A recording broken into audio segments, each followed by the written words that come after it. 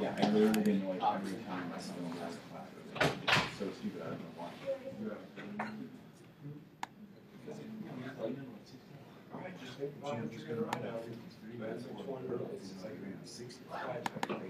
We don't need this, we can just go early. It's like, I'm not really going to think about it until, you know, midnight the night before when I start the paper anyway. It's just all interesting.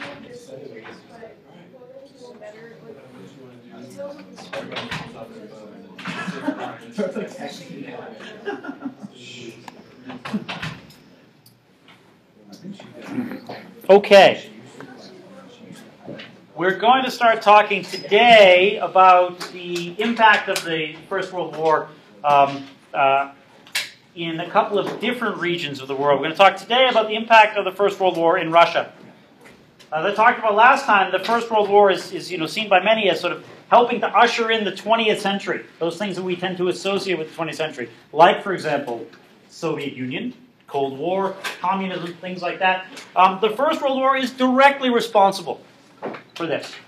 And we're going to be talking about particularly how this man, Vladimir Ilyich Lenin, one of those revolutionary socialists I mentioned a while ago, how he, in particular, sees and takes Russia's entry into the First World War as the sort of opportunity to engage in his own sort of building of a new socialist state. So that's where we're going today.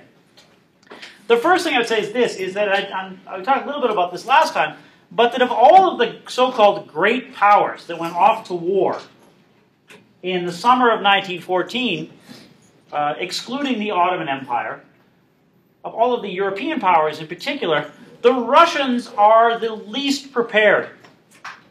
They are the least capable of fighting the sort of fighting any war, much less the sort of war that the First World War will become. A war of attrition, a war of sort of static formations against each other, a war of production. The Russians can fight a war of manpower, sheer numbers. But even numbers cannot at times make up for the real deficiencies within the Russian state.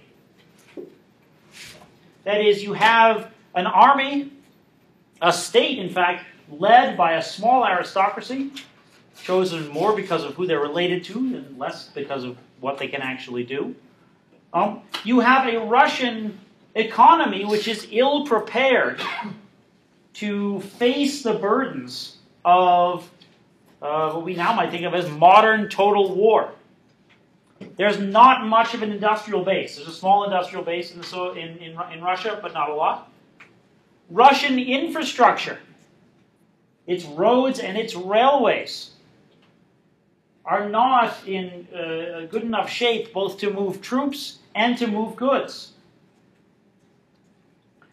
The Russian military is so dependent upon manpower and so dependent upon numbers that it also creates, in some ways, sort of a labor crisis.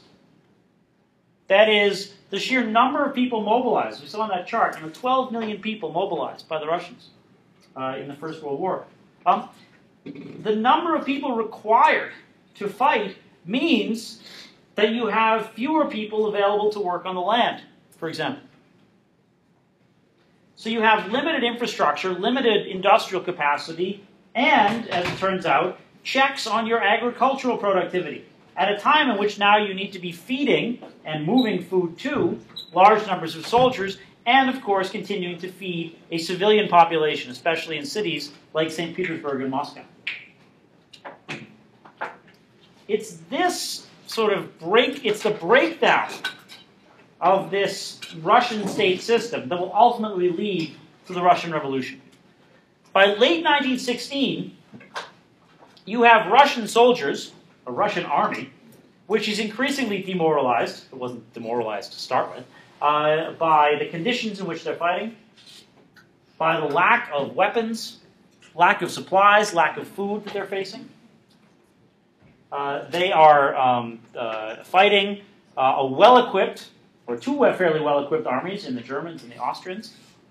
They are being asked to engage in sort of, you might say, almost sort of archaic tactics by their commanders of full-on charges at well-entrenched positions, suicidal sort of maneuvers, in fact. Moreover, you have at home a growing food crisis. That is, not only the soldiers poorly supplied, but the Russian home front is poorly supplied as well.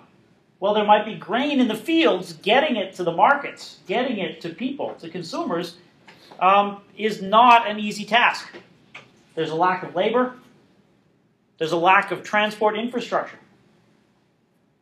The result is, as I said, by late 1916, food prices are skyrocketing, especially in Russian cities. And starting in early 1917, in St. Petersburg, in February 1917, there are massive protests. People coming out into the street. Factory workers, bureaucrats, middle-class professionals, families, even soldiers, protesting against basically the scarcity of food, of food. These protests turn into acts of sort of violence, stones being thrown, things like that. The Russian Tsar, Nicholas, orders his troops, as was sort of tradition, to put down the revolt. This is, again, a very brief overview of the Russian Revolution. His troops refuse.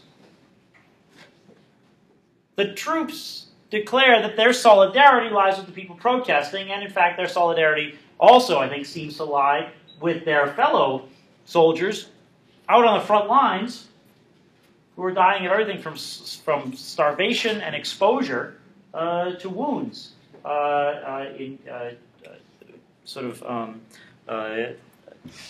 suffered in one of these sort of, so almost suicidal offensives that the Russian High Command came up with. What's the Tsar's name? The Tsar's name is Nicholas. Nicholas II. So he orders the soldiers to fire on the protesters. This is what had happened in 1905, after the Russians had lost the war to the Japanese. Tried to have told the Russians, perhaps, just how sort of limited their military capacity was. He orders them to fire on the people in the streets in St. Petersburg. They refuse. The minute they refuse, the Tsar is no longer the Tsar. Remember, the Tsar doesn't rule because people voted him in. There are no annual polls. There are no elections. The Tsar is the Tsar because he's the most powerful person in the state. He owns the most land. He controls the largest number of soldiers. He controls the army. Once the Tsar can no longer enforce his own rule, he's no longer in charge. There is no other mechanism. There's no consent of the governed. Once the sort of, military arm of the governor has disappeared. So the Tsar abdicates. Flees out of St. Petersburg. Doesn't leave the country, but he flees out of St. Petersburg with his family. And St. Petersburg becomes this sort of hotbed of revolutionary and political activity. I think it's a sign of the Tsar perhaps realized just how tenuous his hold on power was in any event, that the minute the soldiers refuse his orders, he's done. He's out. So he fled to St. Petersburg? He fled from St. Petersburg. You then have a period of months in St. Petersburg when there are all sorts of people competing to assert their political positions, to assert their role in trying to sort of, engineer a new course for Russia. You've got people who still want to bring back the monarchy. You have people who are, you might say, sort of Russian nationalists. You have socialists of various degrees. You have sort of traditional liberals who want to have a constitution. There's basically a coalition of politicians and parties who comes together to try and run things in St. Petersburg, with the only sort of thing in mind being that there's going to be elections in the fall. And a new Russian assembly will be created in the fall. it's this situation of political uncertainty, political controversy. It's this situation, and this is the context for Vladimir Ilyich Lenin's return to St. Petersburg in May 1917. Where did he come from? Well, he came from Switzerland. Lenin had been in exile because of, since the late 19th century, among other things, his brother had tried to assassinate the Tsar. Was this long after the Bolshevik Revolution or the one Is they it the killed? Bolshevik Revolution? This is the Bolshevik Revolution we're talking about. Yeah, Lenin's going to about the found of the Bolsheviks. Where they killed like the entire royal family or whatever? Yes, that's the Russian Civil War that's coming to. Yes, yeah, not a good time to be a royal in Russia.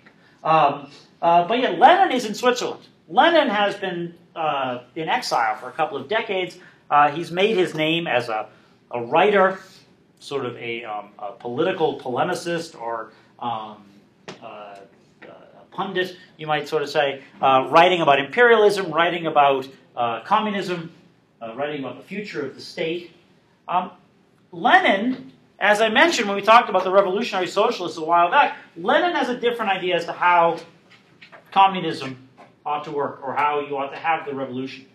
If Marx believed that the revolution sort of grew out of the creation of an industrial state, Lenin says it doesn't work that way. Lenin says you basically have to have the revolution first and then create an industrial state. You need a country which is at least somewhat sort of economically, industrially backward.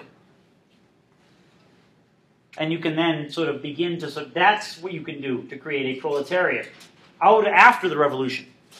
But if you try to have industrial growth and then a revolution, you're never going to get there because the people who work in industry and others will be distracted by politics and unions and wage negotiations and all in consumerism and all sorts of things like that. So Lenin has always regarded Russia as sort of an ideal place in which to stage the revolution. And in May 1917, that opportunity opens up. And Lenin is not simply the only one. Lenin's not the only one who sees that this is an opportunity for him. The Germans do as well. The German government arranges to get Lenin by this special train from Switzerland to St. Petersburg. And basically, it's sort of a secret who's on the train. They close the train up. It's just got some guards for Lenin on it. And Lenin basically has an understanding with the Germans. Help me get back to Russia, I'll end the Russian part of the war. That the Germans, in essence, could free up all their soldiers fighting on the Eastern Front and move them to the West. Why does Lenin need Germany's help? Well, he needs to get back.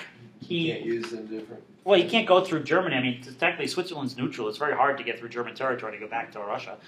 Germany and Russia, of course, fighting against each other. But the Germans managed to get him on this train that they basically can run straight through. I think they run the train actually, I think runs, it goes to Helsinki, doesn't it? And then he goes to St. Petersburg? What I remember is, he's put on this train with all of his followers and goes to Danzig. He takes a ferry to Helsinki. That's right, he takes a ferry to Helsinki, and then he arrives at what's called the Finland Station in St. Petersburg because it's where you arrive from Finland. But yes, that's right. He's sort of maneuvered back. He needs German help to get back. And he's willing to sort of make this deal with the Germans, that if he can somehow engineer a change of government in Russia, he'll end the war. When Lenin arrives back, he doesn't have a lot of followers. He doesn't have a lot of people behind him. He's got less sort of a party than the idea of a party. By the way, this is after Lenin's death. This is in the 1930s with this portrait of Lenin. The words up here say, Lenin has lived, Lenin lives, Lenin will live. So you can see how Lenin is sort of changed into almost sort of the savior of the new Soviet state. The creator and savior, you might say, in this regard. For Lenin, the situation is one he feels that he can exploit. But he doesn't have a lot of followers. He's got one very trusted lieutenant, this man, Leon Trotsky, who had also been in exile, including a period of time in New York. But he gets back to St. Petersburg, too. And, yeah. What's his name? Trotsky, sorry, I'm going to write this up here. And he is his lieutenant? He's basically his sort of closest advisor. Right hand. Yeah, exactly. Trotsky is another committed socialist, committed to Lenin's idea of socialism. Well, they don't have a lot of people behind them, at least initially. They are, among other things, willing to take the name of the Bolsheviks, or to give themselves the name Bolsheviks, which roughly translated from the Russian means the masses, the people. So even though they are hardly representative of the people, they are quite willing to call themselves the representatives of the people. And in the summer of 1917, Lenin and Trotsky and the other Bolsheviks set to work trying to convince the Russians that the Bolshevik Party is the way forward. It's not a preordained conclusion that they're going to be able to convince people of this. But again, for Lenin, there's no sort of concern about means versus ends. The end justifies the means. So therefore, he is willing to do whatever it will take, politically, in particular, to get this revolution going, to get popular consent building for the Bolsheviks. What does Bolsheviks mean again? That means sort of the masses, or the mass of the people. For Lenin, what this means is that he comes up with a slogan in the summer of 1917 designed to appeal to all sectors of the population. The Bolshevik slogan is going to be bread, land, peace. Bread, land, peace. It's a slogan designed to appeal, as I said, to Russians across the spectrum. Bread, people in the cities will be assured that the Bolsheviks will restore the economic infrastructure and make bread available, make food available generally. Land, this is an important one. When the Tsar abdicates, and when some of the Russian aristocracy actually flees Russia itself, in the spring of 1917, people in parts of Western Russia, in the area called Ukraine, in particular, the peasants who had worked land start seizing land. They see this as their opportunity. Having worked as landless labor for generations, they now begin to seize this land.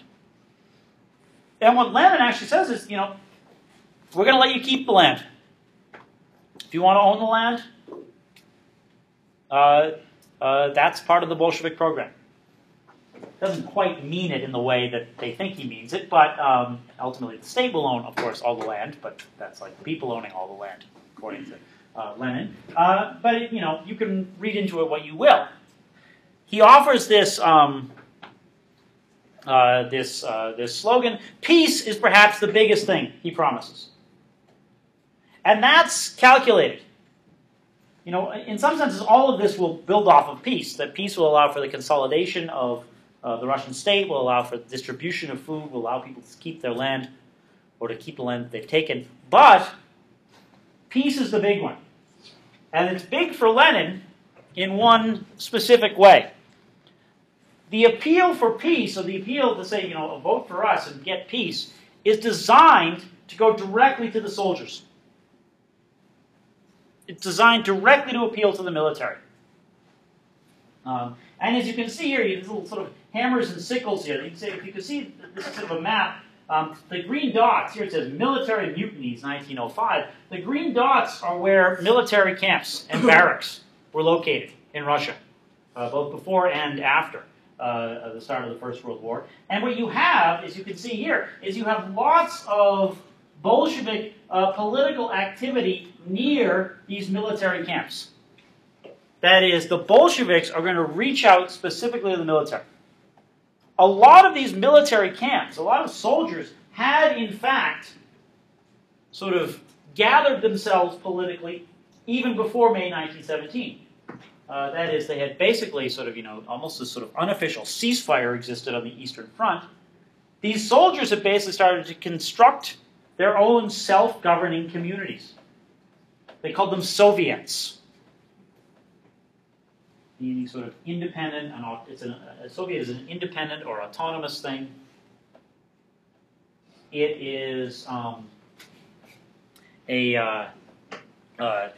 sort of a self-contained unit, one that depends on sort of collective participation. And soldiers began to organize themselves into that. The Bolsheviks are setting out to appeal, therefore, to these groups of soldiers who have, in essence, by organizing themselves into these small units, they have kept themselves out of the political fighting that's been going on in St. Petersburg. That is, the soldiers are sort of free agents here. No one has quite captured the allegiance of them. And that's what the Bolsheviks set out to do. Because if they can capture the soldiers, who have now basically, in some parts, basically now taken over an army barracks, taken over an army camp, they will then basically have their own army. It's one thing to have political support. It's a great thing to have political and military support. For Lenin and the Bolsheviks, gaining the support of the army gives them a huge advantage over all other political parties in terms of numbers of people they can mass for political demonstrations, for, you'll see here, soldiers marching in support of the Bolsheviks in the summer of 1917, and it gives them lots of people with lots of access to weapons, which if you're going to have a revolution, you want to have. It's kind of a prerequisite. So what you have is you have an appeal directly to the soldiers. Peace. Peace is stressed. In fact, once Lenin in 1918 is formally in charge, he's going to negotiate a peace with the Germans. A peace that gives the Germans enormous parts of what had been Russian Poland. It's a peace that gives the Germans these things for about 8 months, until the Germans, of course, sign the armistice, or until the war comes to a close in November of 1918. And at the peace treaty in 1919, the Germans are forced to give it all back. But it's an indication of just how much Lenin is willing to sort of carve off of sort of the traditional Russian Empire to buy peace. Lenin and the Bolsheviks succeed really dramatically with the soldiers. If you look, this is a table. This is called the Western Front of the Army. Of course, if you're in St. Petersburg, the front is to the west. We think of it as the Eastern Front, Western Front being in France. But if you're sitting in St. Petersburg, the Western Front is out there against the Austrians and the Germans. This is in the fall of 1917, the election to this Constituent Assembly, the one that's going to set about forming a constitution, forming a new Russian state. This is, again, the Western Front of the Army. 67% of the votes go for the Bolsheviks. And this is indicative. This is the Western Front of the Army in all parts of the army. The Bolsheviks gather not just majority support, but really sort of, 2/3 of the votes. It's not the same out in other parts. That is, if you look, for example, out in the countryside, the area around Kursk in central Russia, there you have a much more sort of traditional Russian party, a Russian nationalist party, one that's actually more aligned with the church. One that has ideas about, for example, constitutional monarchy, retaining the position of the church in the state. The Bolsheviks, out here, 11% of the vote. Out in the countryside, the church in particular is hugely influential. And the church is very sort of conservative, very anti-Bolshevik, and is very sort of influential, especially in how people are going to vote. So you have the army voting really dramatically for the Bolsheviks. You have other parts of Russia not so dramatically embracing the Bolsheviks. The Bolsheviks don't win a majority in this Constituent Assembly. But that's not going to stop them. Because when the Constituent Assembly convenes, the Bolsheviks are the only ones who show up with soldiers. Which kind of trumps everything. That is, the Bolsheviks, basically, Lenin, dissolves the Constituent Assembly, sends the other parties home, and declares, in essence, that his party is now the state. It's a party which has legitimacy somewhat electorally, but mostly has legitimacy because it has a controls the available force, the available military might in Russia. So this is what you have. You have sort of this engineered takeover where the Bolsheviks set out to target certain groups that they want the support of most intensely, and then use that support to ultimately sort of leap over the Constituent Assembly and declare the founding of a new state. What they do is they kick off a civil war. 1918 to 1920 is a Russian civil war. And it's a civil war that begins to, among other things, show just where the priorities of this new Russian, then as it becomes known, Soviet state lie. I remember with Lenin, means not nearly sort of as important as ends. It's something that, as I mentioned before, built into this idea is the idea of sort of an authoritarian regime. That is, basically the people have to be driven into revolution, guided through it. The revolution is not complete until you finish building the industrial society that the revolution has sort of forecast or planned for. So you have this situation where it's sort of the idea of sort of long-term control by a small group of people, by a small group within the party. This sort of centralized control is one legacy of the Leninist approach. That you have this sort of centralized and supposedly unquestioned control. Because these are the people committed to the revolution, these are the people who are going to carry it out. So what you have between 1918 and 1920 is a civil war. The Red Army, fighting for the Bolsheviks, has a lot more supplies, has a lot more sort of ideological cohesion. It's largely run by Leon Trotsky, who proves to be almost this sort of genius at military organization. And the White Army, composed of people who were opposed to Bolsheviks politically, members of the church, members of the old aristocracy.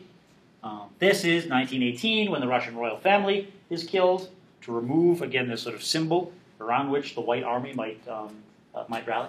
So the White Army is kind of composed of like traditional? Yeah, traditional Russian. I mean, the church, the aristocracy, some in the middle classes in St. Petersburg and Moscow, some of the officers from the army.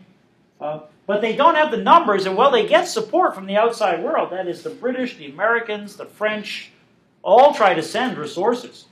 You'll even have American and British troops, at least nominally, on Russian soil, unloading and providing supplies in 1920.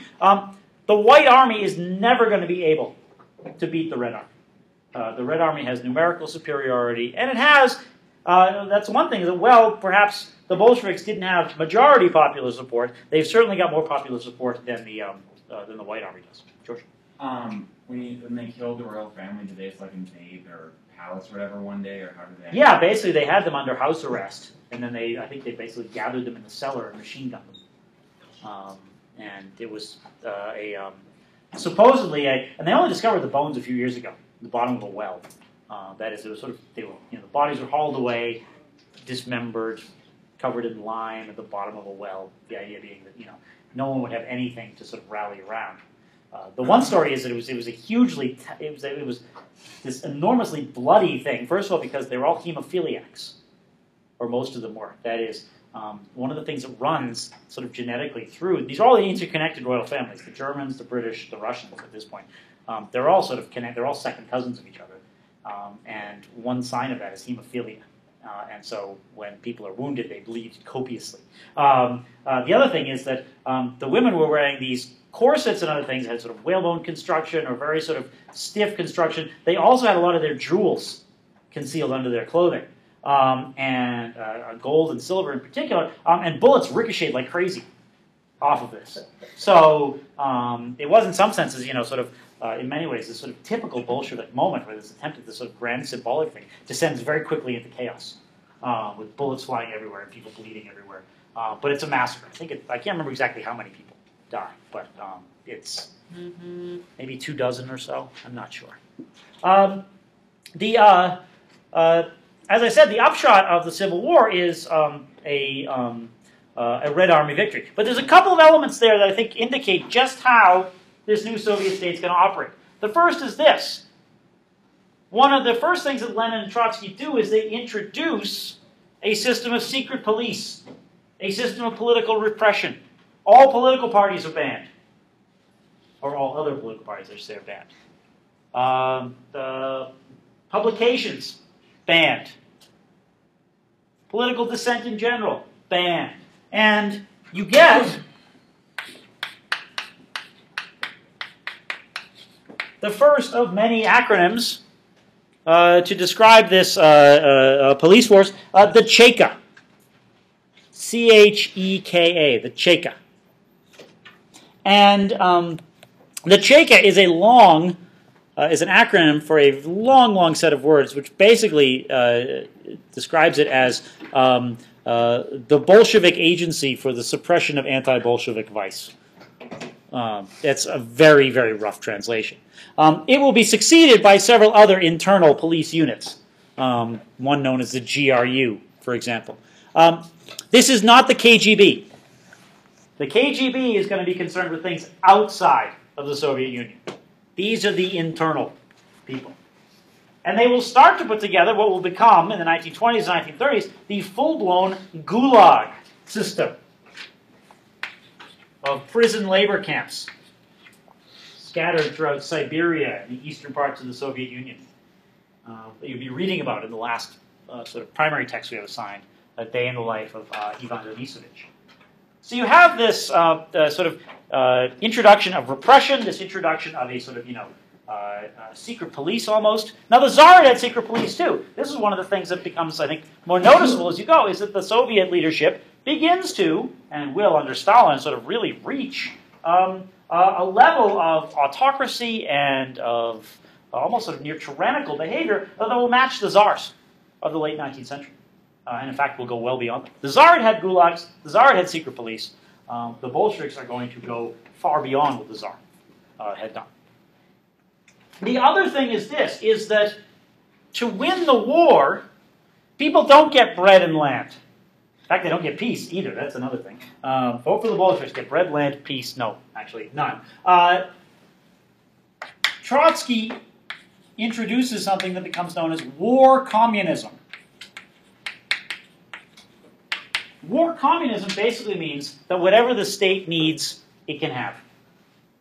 It is a system of absolute forced requisition by the state of food, clothing, fuel, whatever is needed to win the war. And again, it demonstrates that sort of the priority of the state is now the priority of all. And it means that rather than sort of, getting Russian agriculture back going, Russian agriculture is actually put under further strain between 1918 and 1920. Because there is, not only is there sort of, conflict over land, not only do people flee to try and avoid fighting, but also you have both armies trying to get as much sort of resources or control as much resources off the land as they can. So I think there's two elements there. It's the introduction of the Cheka and it's the introduction of this war communism. At the end of the Civil War, Lenin realizes everyone needs a break. The war is over, the Bolsheviks have won. Now, of course, the revolution's not over. Because in Lenin's formulation, this armed revolution, this takeover of Russia is the first part. Now you've got to start building this industrial society. Now you've got to sort of engage in sort of creating, as I said before, you have the revolution, then you create the preconditions for the revolution. That's how Lenin's flip-flopped Marx. Lenin says we need some breathing space. We need Russian agriculture to recover. Not only because we need some sort of, consent among people out there, not only do we need some, how should I put it, some sort of stability in the countryside, but we need to get agricultural productivity back. Not only to feed our own people, but also and especially because we're going to need all the grain, in particular, to export. Or we're going to need so much grain to export. Because for Russia to now industrialize, or for the Soviet Union to now industrialize, from its fairly deindustrialized state or unindustrialized state, you're going to have to go out, the Soviets are going to have to go out and buy. Basically, they have to go buy the means to industrialize. They've got to go buy technology. They've got to go hire specialists. They've got to buy everything from railway engines to steam compressors. They've got to bring in people who can help them design dams, help them design assembly lines. So what the Russians or what the Soviets need to do is they need to export stuff, because if they can export grain, they get paid in grain. I mean, they get paid in hard currency, like British pounds, French francs, for this grain, and they can then use that hard currency to go out and buy things. You can't use the Russian ruble. You can't use the now Soviet ruble. Nobody wants to sell you anything for those. Soon they won't want to sell you anything for the German mark either, because the German mark is in craters in the 1920s. But other hard currencies, that's what the Russians want to do. The Soviets, I should say. We'll be like this until we get to Stalin, at which point we're all Soviets. But the Soviets want to sell grain so they can buy industrial equipment. So not only do you need to get agricultural productivity going to feed people at home, you also need to create a lot of agricultural sort of surplus to buy industrial equipment abroad. In 1921, Lenin therefore introduces what's called the NEP, the New Economic Policy, which is designed, again, to sort of, buy some breathing room for the regime and begin to get agricultural productivity going. The NEP basically says to people, if you've got land that you now claim, stay on it, start growing, and we'll make you a deal. You will sell part of your harvest to the government, to the state, at a set price, and you are free to sell the rest basically in an open market system. Basically, they're in the towns, the market towns, the cities, these sort of grain markets will open up, and people will be farmers will be able to ship grain in particular, and basically sort of see what the highest bid was for it. So they've got to turn over roughly sort of half of their produce will go to the state at a fixed price, and the rest they can sell in these sort of open markets or grain exchanges. You might say, what's this capitalism intruding here? This is Lenin, because he's got to get productivity going. He's got to get agricultural yields up so that the Soviets can sell all this grain abroad. That is, if the Soviets take a certain percentage every year, the government takes a certain percentage of grain from a farmer, you need to increase the amount that farmer's growing. Because 50% of X is not nearly as good as 50% of X to the second, or something like that. That is, you need to exponentially increase the amount of grain being produced. So this is the new economic policy, and it's in place from about 1921 to 1928. And it is a policy designed to be simply this sort of temporary respite, to provide a temporary respite, to provide the Soviet government the ability to generate income abroad to buy industrial machinery. Because the next phase is inevitable. The new economic policy is not a permanent solution. It's a way to get to the next phase, which is the massive industrialization of the Soviet Union. A process which is going to be spearheaded not by Lenin, who dies in 1924, but by his successor. This man says, Joseph Stalin, beloved of the people. This is the sort of image that was plastered throughout the Soviet Union from the late 1920s on. So let's turn and talk about Stalin. But before we talk about Stalin, any questions, concerns about Lenin died again? Lenin dies in 1924. Lenin had initially, in the early 1920s, thought of Stalin as a potential successor. But according to various sources, on his deathbed, or when close to death, Lenin had apparently changed his mind. And basically said, anybody but Stalin. Yes, famous last words. Stalin was someone who had come up in in Bolshevik circles, despite the fact that he wasn't sort of one of the Bolshevik elites. Stalin was not a Russian. He was a Georgian. His last name wasn't Stalin, which means sort of steel or hard, or None of them had their real names at this point. Trotsky's, I can't think what Trotsky's last name was. Lvov or something like that. Stalin's last name was Djugashvili, so he had shortened that conveniently for historians and others. But he's seen as sort of, he's Georgian from down on the Black Sea. He's not Russian. He's not someone with a university education. He's someone who had been actually, imagine this, had been placed in a seminary as a teenager to become a Russian Orthodox priest. Some scholar went back and discovered that this seminary actually was much better at turning out future Bolsheviks than it was at turning out future Orthodox priests. But I think it sort of disbanded in the 1920s. But Stalin was someone who went to jail for revolutionary activity. He'd also been jailed for various petty crimes.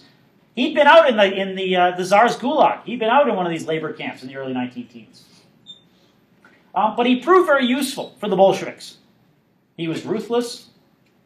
He had a prodigious memory for, sort of details of who was a supporter and who wasn't. He was a fervent believer in Lenin's program. Lenin ultimately thought that Stalin, though, was a little bit sort of, how should I put it, a little bit too inclined to violence. That Stalin was not just sort of rough around the edges, but potentially disastrously violent. Yeah. Sorry? Question? I was laughing about that because he was very violent. Oh, of course he's violent. Yeah, he's enormously violent. And Lenin understood that. And this is the thing. I mean, Lenin was quite willing to use Stalin's propensity for violence. Neither Lenin nor Trotsky shied away from violence or shied away from the idea of sort of executions of political dissenters or mass incarceration. Darcy? Was Trotsky still alive during Stalin's succession? This is a good question. Stalin and Trotsky are the two rivals for the succession in 1924, 1925. Stalin wins because ultimately he has pulled in sort of more favors from people in the party. He discredits Trotsky in multiple ways. He asserts Trotsky, in particular, he says Trotsky is not committed enough to the revolution. And Trotsky had actually said, I have a different plan from Stalin. Stalin's plan was called socialism in one country, which basically meant finish things in the Soviet Union first. Build up industrial strength. Build up industrial capacity. Finish it here, and then worry about exporting the revolution elsewhere. Trotsky thought of himself much more as sort of a world revolutionary. And for Trotsky, the idea was take what's gone on in the Soviet Union and export it. Spread the message, spread the means, share information, help fund revolution abroad. In the early 1920s, I mean, lots of people in Western Europe and the United States absolutely paranoid about what had happened in Russia. The idea that it could happen here. In 1919, there was actually a mini socialist uprising, or a small socialist uprising in Berlin. They called themselves the Spartacists, after Spartacus, the slave who rose up against the Roman Empire. They were ultimately gunned down by the German army. But there was this sort of fear out there that the Soviet model, the Bolshevik model, might be exported. Stalin didn't want that. Stalin sort of used that against Trotsky. He said Trotsky's not fully committed to the revolution here at home. Trotsky is defeated. By 1927, Trotsky has been placed in internal exile. I think in 1930, Trotsky is formally kicked out of the Soviet Union. He goes sort of wandering about, eventually fetches up in Mexico City, hanging out with the artists Diego Rivera and Frida Kahlo. Has anyone ever seen the movie about Frida Kahlo? I can't think who was in it. I think Penelope Cruz was in it. But you've got Trotsky sort of hanging out at cocktail parties, with the goatee and haranguing people about democratic centralism, things like that. Trotsky is assassinated by Stalin's agents in 1940. He's bludgeoned to death with an ice axe. Nothing subtle about that. Questions? Who's he assassinated by? He's assassinated by, I can't remember if they're Soviet agents or they're people working for the Soviets, but actually Mexicans. It's in Mexico City. I can't remember exactly who it is, but it's they use an ice axe. That's all I really remember. To be honest with you, Trotsky, perhaps the best thing that ever happened to Trotsky's reputation was that Trotsky was not Stalin. That is, that Trotsky was chased out. Trotsky was able in the 1930s to make all sorts of critiques of Stalin that carried a lot of resonance simply because Trotsky wasn't Stalin. Now, Trotsky himself, had he been placed in charge of this industrialization, might have done things very similar to Stalin. You know, maybe it wouldn't have been 10 million dead, it might have been 4 million dead. But it's, we shouldn't, I think, underestimate Trotsky's own willingness to do whatever it took. And I'm joking about the millions dead, because I don't know what Trotsky obviously would have done. But Trotsky could be ruthless in the elimination of political dissent, in sort of authoritarian control of the revolution. But because he's not Stalin, he's in some ways given a huge advantage historically. You know, it's very the only thing you have to worry about in life, or you know, if nothing else in life, we can all go through it and say, well, at least I'm not Stalin, right? At least I'm not Mao. You know, and then there's a whole historiography of Stalin and Hitler, and who's worse? And I would say that they're both terrible, but in different ways. Stalin killed more people, but he didn't actually carry out a genocide. It wasn't systematic. It wasn't systematic. Stalin's a famous one. He said, "One death is a tragedy, a million deaths is a statistic." Now, I don't know if he actually ever said it, or they just said that he said it, because that perhaps makes they simply wanted to get the message out. George. In terms of what you just said, I thought I'd heard that Stalin killed people just for being Jewish. Is that true? He did at times go through these sort of purges of Jews, yes, especially after the Second World War. But they never organized a sort of systematic extermination of Jews the way in which the Nazis did. Did he hate everyone like Hitler did, or just Jewish people? Oh, God. Well, I don't think he necessarily hated anyone, because I think that for Stalin that sort of implies he had the capacity to do other things like love people. No, I'm serious. All the images that the Soviet people got of Stalin was this sort of warm, fuzzy uncle type. You know, he's rough around the edges. You know, he doesn't scrape off his boots before he comes to the house. This sort of stuff. You know, a million Ukrainians here, a million Ukrainians there. But he's a sort of, you know, everyone's sort of favorite uncle. He was never anyone's father, because people were like, no, we're not going to do that. But uncle, he could be. But I think it was Stalin. But in reality, I think Stalin himself was, enormously paranoid. He saw everyone, but not in terms of sort of hating them for who they were, but hating them for what he thought they might do to him. And, you know, it's paranoia that had a life of its own. And that was certainly enabled by all the people around Stalin, who, you know, many of whom thought that they could sort of, we'll talk about this, but Stalin presides over a very dysfunctional state. But I don't think it's necessarily hatred based on any sort of ethnicity, although that might at times factor into his decisions. It was basically simply on calculation of who he thought was coming to get him and who was not. And that could change daily. But for Stalin, as I said, the idea is you've got to continue the revolution. Socialism in one country. And starting in 1928, you get the massive industrialization of the Soviet Union. In 1928, the Soviet Union is something like the world's 12th largest industrial power. And that may be even an overestimate. In 1939, the Soviet Union is the world's 3rd largest industrial power. And growing still. Because Stalin really does put the Soviet Union on a crash course to industrial growth. And it's a crash course that has several components to it. The biggest component, initially, is agricultural collectivization.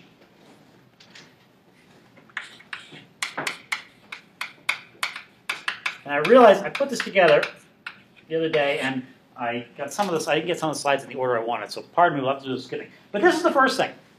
Agricultural collectivization.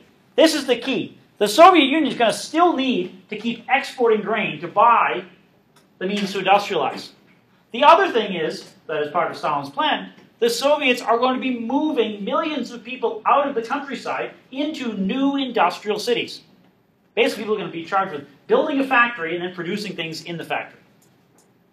People are going to be shipped out to central parts of Russia, to parts of the Caucasus, to the areas near St. Petersburg, to build up industry from scratch.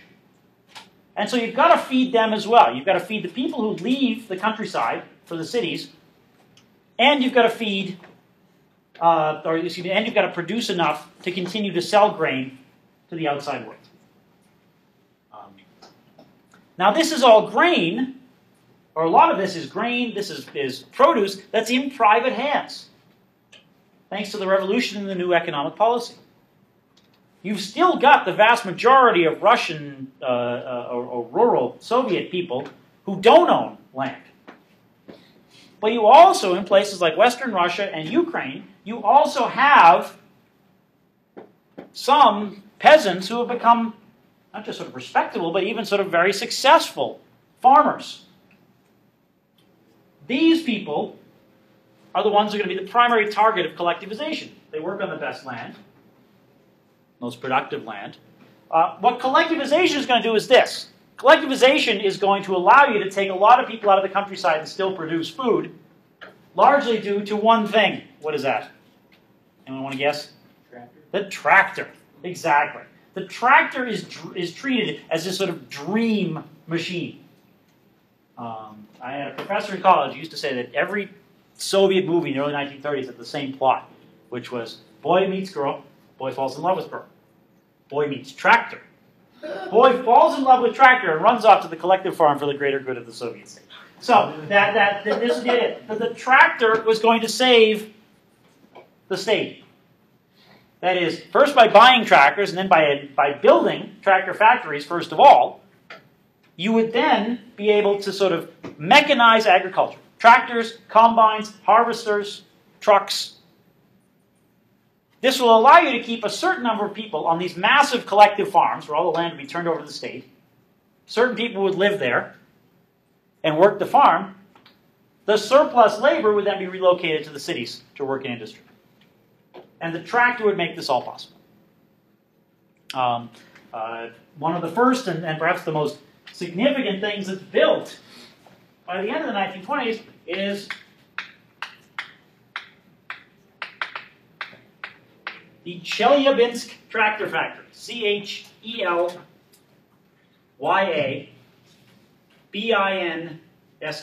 Chelyabinsk.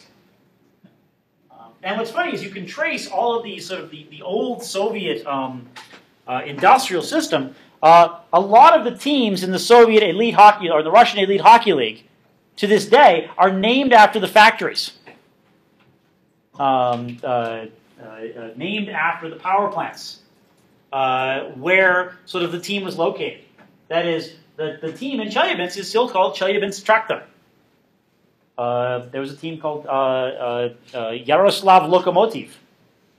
And it is, again, sort of, these factories are defunct or barely producing anything at all. But this is how sort of ingrained they are. That's the identity. Chelyabinsk has no identity really outside of the fact that it produces tractors. So with this collectivization, mechanization, relocation of population, that's how you're going to get this massive industrialization going. The problem is you've got lots of people who don't want collectivization, especially those people who have had some success now owning their own land and selling goods on a somewhat open market. These are the people who Stalin's going to call the kulaks. Kulak means basically fist, sort of resistors. They are identified basically as enemies of the state because in Ukraine in particular, in 1929, 1930, as the government tries to collectivize, the kulaks resist. And while they will resist at times with violence, they also resist by trying to play, in some senses, a game of chicken with Stalin, which is a terrible idea. But the kulaks, what they do is they start burning their storehouses full of grain, plowing under their fields, destroying crops that are already grown. They start slaughtering their livestock and burning the carcasses. You can see right here, this is one of the kulaks who's pictured eating a dead cow right here. So you can sort of see what the idea is. Here's the kulak with the pitchfork sort of resisting the tractor. The idea that the kulaks are these sort of primitive types clinging onto land when it rightly belonged to the state. The tractor is here, and the tractor, of course, is pulling with it all of these advances Notably here, a tractor factory. They had a collective farm with lots of tractors, grain silos, settlement, etc.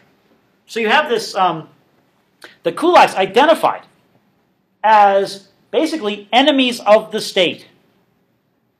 Is that supposed to be a church or something? Where's the church? Above. Oh yeah, that is a church. It's a good call. Yeah, the Russian Orthodox Church with the dome fallen. You can see the sort of the onion-shaped dome fallen with the cross on top. But yeah, I mean the Bolsheviks come in and they outlaw the churches fairly quickly in the 1920s as well. But this is the idea. This is the modern world erasing the ancient world of sort of feudalism and land ownership and things like that. As I said, the kulaks resist. And basically say to Stalin, if you want to feed and you want to export grain, you're going to need to come to some agreement with us. Stalin's response is enormously severe. Let me, pardon me, this is a sort of propaganda used to describe the collective farms. You know, day after day, life becomes even happier. One of the things that's sort of interesting here, I think, is particularly the sailboats. I'm not sure who had time to go sailing on the collective farm, but apparently that was his job. A lot of people in the countryside are actually happy to join the collective farms or to be sent off to an industrial city. That is, if the average Russian peasant doesn't own land, hasn't made any money. If you look at, you know, the people in the last 10 to 15 years in the Soviet Union, in the former Soviet Union, there are people who still remain loyal to Stalin and say we never had it as good as with Stalin. Because Stalin actually improved a lot of people's lives. It doesn't say much about Stalin, it says a lot about where these people's lives were before Stalin. But the result is that you have lots of people who are willing to come to these collective farms. People who are very willing to, you might say, sort of buy into the cult of the tractor. This is, again, seen as a collective farm. And it's seen as sort of equal opportunity, men and women participating. Pardon me here again. Women, I didn't put these in correct order, but women seen as sort of, you know, participating fully in the running of the farm. You can tell it's scientific because she's writing something down. So it's technologically advanced. You've got a tractor. You've got people working happily away. Everyone has apparently been lifting weights. And so it's, you know, sort of happy, you know, salt of the earth peasantry combined with this sort of, you know, new mechanized means. Even the Moscow Metro, when they built the Moscow subway in the 1930s, they put up all of these mosaics. And again, sort of the Popeye arm phenomenon comes into play here. But again, it's almost sort of like, you know, this woman's like a ship captain, you know, steering the threshing machine through the fields of wheat. It is a, you know, with the flag flying, there's a seagull there, although I'm not sure why the seagull's there. But you have this sort of notion of sort of almost a sort of worship of technology and the sort of marriage of technology and this sort of pastoral simplicity. So a lot of people are attracted to either working on the collectives or to going to these industrial cities where they get housing, they get medical care, their kids get educations for the first time. But there's real resistance among the kulaks, especially in the area called Ukraine. And between 1929 and 1933, a series of events happen in Ukraine. In the first place, you do have these acts of disobedience whereby farmers are destroying their crops and their livestock. Roughly 29 to 33 as the 5-year plan, the first 5-year plan kicks in. Yeah. The second thing is that in 1931, 1932, and 1933, you have a series of very bad harvests in Ukraine. In addition to people destroying their own land, even on the collective farms, you're not nearly getting the production that had been anticipated. So Ukraine, and for Stalin, the real culprit was seen, it wasn't seen as sort of, you know, the weather or, you know, the drought or something like that. Rather, it was these kulaks who had destroyed all the grain. And so Stalin decrees that there's going to be basically universal punishment of Ukraine for resistance. Ukraine is going to be stripped of all food. All food. All the food will be taken from the collective farms. All the food will be taken, that can be confiscated from kulaks before they destroy it. Food will be taken out of the cities. between basically between 1931 and 1933, you have widespread famine in Ukraine. An estimated 7 million people died. Even those people who have been ardent supporters of being on a collective farm. They say, why us? Well, you know, everyone's responsible. The collective was supposed to produce this much. That would feed you and also give us grain to export and feed others. The more important things are to export and feed others, not you. And so you had, again, this sort of stripping of food out of Ukraine. And if you look at, for example, the map here, in the parts of dark red here, you have 25% or more population decline between 1929 and 1933. This includes people who die, people who flee, people who are imprisoned and sent to the gulags. As you can see here, throughout the Ukraine, 25% or more. You wonder why even today things between Russia and Ukraine not so friendly. It has a lot to do with the fact that, I mean, Ukraine is a different nationality. Ukrainians, there's a different Ukrainian language. They have there's a Ukrainian Catholic Church. It's not the Russian Orthodox Church. And Stalin, another things he was supposedly said was that, you know, basically, you know, the one factory is worth how many dead Ukrainians? And the answer was apparently quite a few. And you can see the sort of resentment. But for Stalin, one of the things that made it easy was the fact that this was Ukrainians rather than Russians. The Russians also, there were some areas that were punished that were Russians. You also have down here Kazakhs who were punished. And people who were sort of much more sort of closer to sort of Central Asians. After all these people died, did you just put the Russians back in there, right? Sort of. Well, yeah, they did move people out there. There is a migration, a forced migration, almost of people to work in Ukraine. Yeah, but yeah, and again, a lot of this, I mean, in some ways people know this is happening. In some ways people deny it's happening. You know, the state never acknowledges what's happening, but people obviously in big cities like Kiev, even where people are dying on the streets, literally. You have sort of, you know, if not a public outcry, at least a recognition of what's going on. But it's a terrifying time. Millions of people die. You have you have Soviet forces, Soviet police, and others coming in and confiscating food, arresting people who are seen as hoarding food. In particular, although this was sort of more symbolic than it was actually sort of, you know, effective, children were recruited to basically, this is sort of a publicity, this is a stage sort of propaganda picture, but these things did exist. They erected these towers in the middle of fields, even on the collective farms, to make sure that the people working on them weren't stealing any extra food, to add to the very little that they were now allowed, if they were allowed any at all. Rather, you had the kids out there. And the kids, of course, would be rewarded with things like food.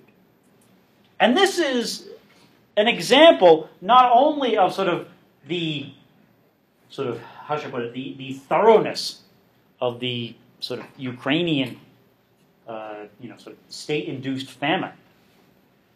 Famines, technical term, I should say that. Famines don't necessarily mean an absence of food. Famine tends to refer to food, presence of food, absence of ability to get the food, whether to purchase it, to transport it, to distribute it. You had food in the Ukraine. The problem was it was now being sent elsewhere. But this is also an example of something else that's going on. And it starts even before Lenin's death, which is that part of the Bolshevik idea, part of the Soviet state idea, was the complete transformation of people's attitudes towards each other and towards the state. That is, under the Bolsheviks, things that were seen as sort of distracting, things that were seen as sort of, unnecessary, were to be eliminated. And this included, you might say, ties or bonds of family, affection. For the Bolsheviks, the Bolsheviks said legalized divorce, no problem. Because one of the things that the Bolsheviks want to inculcate in these, especially in children, is the idea that the state, remember war communism with Trotsky, that the state is the highest priority. And that there is nothing really outside the state. The image of Stalin is sort of married to that of the state. So that there's, Stalin and the state. The same thing, synonymous. What you have is a generation. These are the people who are born in the late 19-teens and early 1920s, who grow up as the first sort of generation with the full-bore message coming at them of the Soviet state, of their relationship to the state, of the role of Stalin within the state. And what some historians point to is they say, this is the one generation, this is the generation that in the 1990s will still venerate Stalin to some degree. They'll say, this was the person who moved our family out of rural poverty. This was, a system in which the Soviet Union was great in terms of industrial expansion. But you have an entire generation which is basically being raised in the idea that their highest priority is the state. And that the most noble thing you can do is sacrifice for the good of the state. Remember that film, Boy Leaves Girl for Tractor. This is something that historians of the Second World War in the Soviet Union point to. When they say, when they ask this question, which I think is a pretty good one, why did so many millions of Soviet people fight for Stalin? It wasn't because they'd all get shot if they refused. They tried that. Actually, in 1941, and some of Stalin's commanders came back and said, well, okay, we shot 13,000 people in 2 weeks.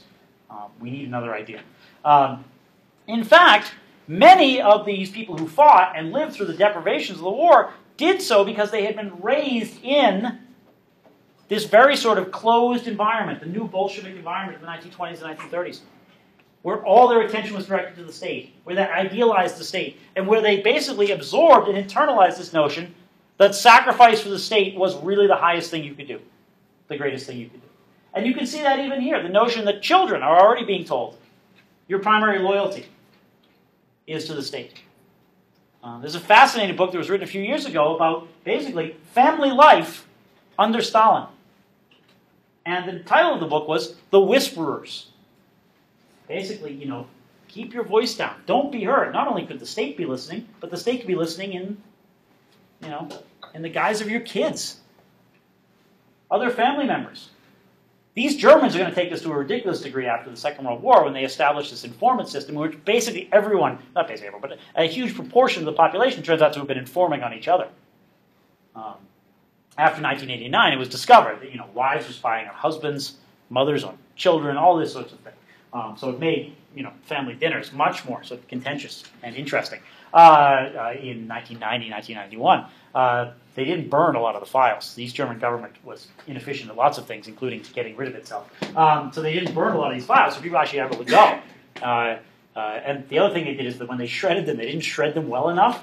So this guy from West Germany, who grew up in West Germany, invented this computer sort of modeling program that allows you to photograph sort of millions of pieces of paper, and it sort of puts them together like a jigsaw puzzle, so they can reconstruct the documents that were incompletely shredded. Had they shredded them efficiently, you wouldn't have been able to do it. So basically, they just ripped them up and left them in bigger pieces so you could fit them all together. Anyways, the East German government is a topic entirely outside our scope right now. But it's this is, I think, something that we have to understand about Stalin. Under Stalin, there is designed to be a complete social transformation. People out of the countryside into the cities.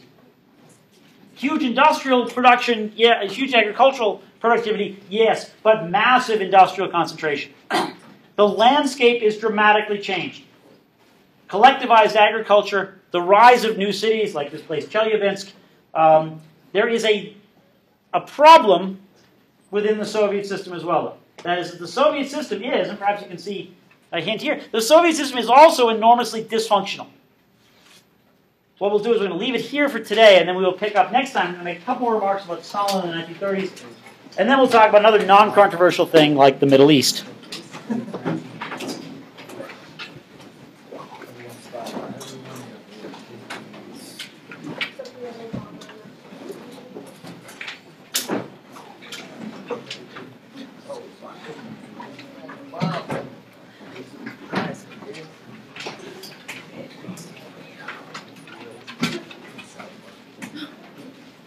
How you doing, sir? Hi. I don't know if you got any of my emails, but No, I didn't. I sent like 4. You did? I did, yeah. You sent it to the course website? Yeah. Oh, I don't get any notifications from that. Okay, that makes sense. But here's the paper. All right, cool. Thank you. I appreciate Thank that. you so much. Thanks, Jake. Yeah. Appreciate it. Sure.